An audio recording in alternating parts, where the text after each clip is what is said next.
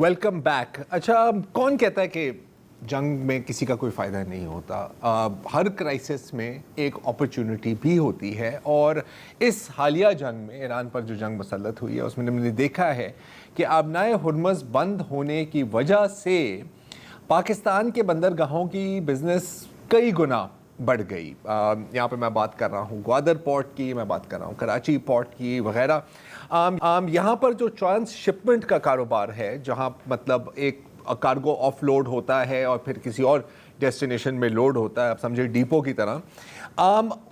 कराची बंदरगाह और ग्वादर बंदरगाह ने इतना कारोबार किया है पिछले 2 महीनों में ट्रांसशिपमेंट का, जो शायद पिछले 3-4 सालों में नहीं किया। अच्छा, उन दिनों में हमने बात की मोहम्मद राजपर साहब से। आप चेयरमैन हैं पाकिस्तान शिप्स एजेंट एसोसिएशंस के, और फिर कुछ अरसे तक जो कमिटी मैरीटाइम इश्यूज़ है वफाकी, उसके भी बोर्ड मेंबर रहे हैं। आज भी हमें मोहम्मद राजपर साहब ज्वाइन कर रहे हैं। राजपर साहब, आपने उन दिनों में कहा था कि फ़ायदा तो बहुत हो रहा है, लेकिन इस आर्जी फ़ायदे को एक मुस्तकिल फ़ायदे में तब्दील करने की ज़रूरत है।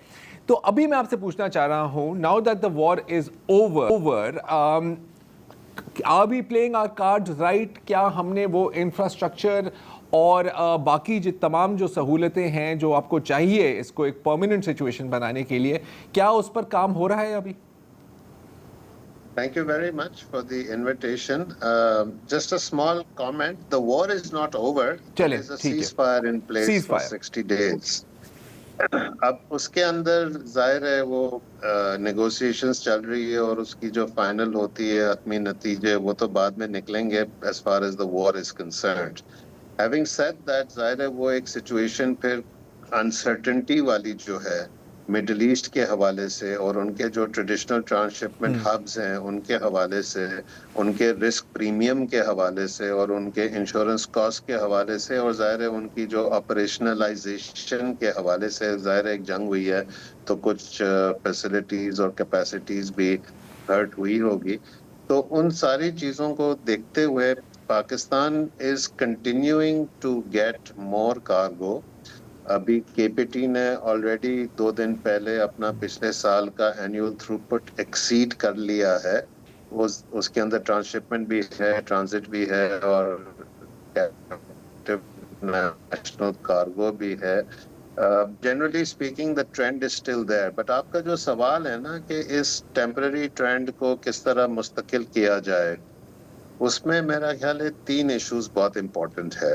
एक है जो पॉलिसी फ्रेमवर्क या रेगुलेटरी फ्रेमवर्क है, दूसरा जो है उसका जो कमर्शियल फ्रेमवर्क है, what will be the cost and the tariffs, और तीसरा जो फ्रेमवर्क है कि उसकी मार्केटिंग किस तरह होगी। तो पहले वाले स्टेज पे जो हमारी कमेटी बनी थी, मिनिस्टर साहब मैरीटाइम उसको चेयर कर रहे थे प्राइम मिनिस्टर की हिदायत पे, हमने अपना काम मुकम्मल कर लिया और सारी पॉलिसी क्या कहेंगे रिकमेंडेशंस पेश कर दी, and almost 80% of them have already been notified. अब हम इंतजार कर रहे हैं जो फाइनल ट्वीकिंग है उस पॉलिसी की, उसको नोटिफाई करने के लिए। मेरा ख्याल है आने वाले दिनों में वो भी हो जाएगी, तो एक अच्छी robust policy framework, regulatory framework सामने आ जाएगी। सेकंड, जो कमर्शियल एस्पेक्ट है उस पे अभी तक काम हो रहा है, थोड़ी सी हमें रेजिस्टेंस भी मिल रही है। जो टर्मिनल ऑपरेटर्स हैं वो अभी तक उन्होंने अपने टैरिफ्स या तो तय नहीं किए हैं या उनको मॉडरेट नहीं किए हैं, तो वो एक ऑनगोइंग डायलॉग है उनके साथ, हुकूमत की, पोर्ट अथॉरिटीज की, टर्मिनल ऑपरेटर्स के साथ। उनका रोल बहुत इंपॉर्टेंट होता है because most of the costs are derived from the terminals. उसके अंदर स्टोरेज पीरियड, फ्री टाइम भी है, उसके अंदर हैंडलिंग कॉस्ट भी है। तीसरा, मैंने जो रेकमेंड किया है, जिस तरह जब पाकिस्तान का एक सॉवरेन बॉन्ड इशू होता है तो आप अक्सर देखते होंगे दुनिया के फाइनेंशियल कैपिटल्स के अंदर रोड शोज होते हैं। हमारे स्टेट बैंक, फाइनेंस मिनिस्ट्री और जो भी फाइनेंशियल एडवाइजर होता है वो न्यूयॉर्क जाते हैं, लंदन जाते हैं, हांगकांग जाते हैं, सिंगापुर जाते हैं, रोड शोज करते हैं। तो मेरा ख्याल है अब वो वक्त आ गया है कि हमें एक इंटरनेशनल कैंपेन शुरू करनी चाहिए, रोड शोज करने चाहिए और दुनिया के मैरीटाइम कैपिटल्स को विजिट करना चाहिए। दुनिया के जो अच्छे पब्लिकेशंस हैं, फाइनेंशियल टाइम्स है, इकोनॉमिस्ट है, उसके अंदर हमें पाकिस्तान स्टोरी چھاپنی چاہیے, بتانا چاہیے دنیا کو کہ we are now open, we are ready for transit, we are ready for transshipment. تو یہ 3 پلانکس ہیں جس کے اوپر جو آپ کا سوال کا جواب ریسٹ کرتا ہے, اور اس کی سکسیسفل ایکسیکیوشن پہ ہی ہم اس کو پرماننٹ بزنس ماڈل بنا سکیں گے. اچھا راجپر صاحب, روڈ شوز تو کرنے چاہیے, پبلسٹی بھی کرنی چاہیے, تو ان روڈ شوز میں ہم بیچیں گے کیا کہ ہمارے پاس کتنی کیپیسٹی ہے ان سب شعبوں کی جو آپ نے گنوایا ہے, یا صرف ہم انہیں کہیں گے کہ بس آج آپ پاکستان آ جائے, پرواہ نہ کریں, ہم دیکھ لیں گے؟ نہیں, ظاہر ہے we will educate the audience about the facilities, the capacities, the costs and the opportunities. اور وہ ایک پراپر طریقے سے اس کو کیلیبریٹ کرنا پڑے گا, کیونکہ دنیا بہت سفسٹیکیٹڈ ہے. وہ they will not go for any B S, sorry to say, but ایک proper robust framework. But I think we have it now, we have the capability to show that. جہاں تک capability کی آپ نے بات کی راجپر صاحب, تو ابھی میں پڑھ رہا تھا کہ جو کراچی گیٹ وے ٹرمینل لمیٹڈ ہے, جن کے میرا خیال ہے کہ شاید ابو دھابی پورٹس گروپ کے ساتھ ان کا تعلق ہے نا, تو ایک تو انہوں نے ایک ڈریجنگ پروجیکٹ بھی مکمل کیا ہے شاید کراچی پورٹ پر, کنٹینر اور بلک ہینڈلنگ فیسلٹیز پر بھی کام ہو رہا ہے, اور وہ کہہ رہے ہیں کہ اگلے 5 سالوں میں تقریباً $100 ملین یا $100 ملین سے زائد وہ انویسٹ کریں گے اس کیپیسٹی بلڈنگ میں. تو اس کو بھی تو ہم ایک پازیٹیو سائن کی طرح ہی دیکھ سکتے ہیں نا کہ an internationally backed group potential دیکھ رہا ہے, اور وہ بھی متحدہ عرب امارات کا ایک گروپ.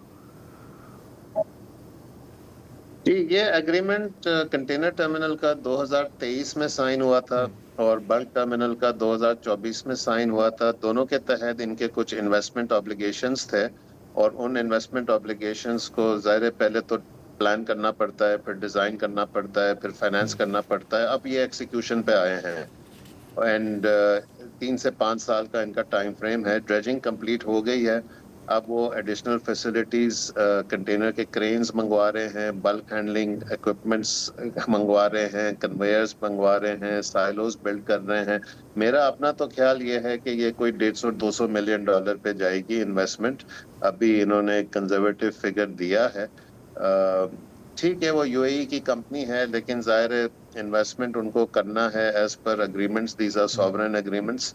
اور دوسری بات یہ ہے کہ اس انویسٹمنٹ کا فائدہ انہی کو سب سے زیادہ ملے گا, کیونکہ وہ پھر اس کارگو کیپیسٹیز کو مارکیٹ کر سکیں گے اور ان کو فل کر سکیں گے, اور اس سے وہ کما سکیں گے. اور پاکستان کا ٹریڈ والیوم گرو کر رہا ہے, چاہے وہ کنٹینرائزڈ ہو یا نان کنٹینرائزڈ ہو. صحیح.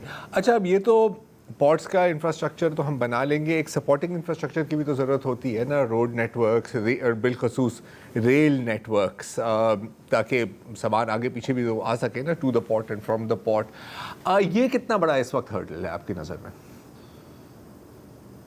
بہت اچھا سوال ہے آپ کا, اور یہ بہت بڑا چیلنج ہے. ریل تو نہ ہونے کے برابر ہیں, اور روڈ سارے چوکڈ ہیں, اور ہم اس وجہ سے کافی 2 سے 3 دن لوز کر رہے ہیں ہر کارگو کی موومنٹ میں. اس کے لیے نئے پروجیکٹس حکومت سٹڈی تو کر رہی ہے, لیکن ظاہر ہے آپ کو بھی پتہ ہے کوئی نیا روڈ, موٹر وے, ایکسپریس وے, انڈر پاس, اوور ہیڈ پاس بنانے میں 3 سے 5 سال کی ایکسیکیوشن ٹائم لائن ہے.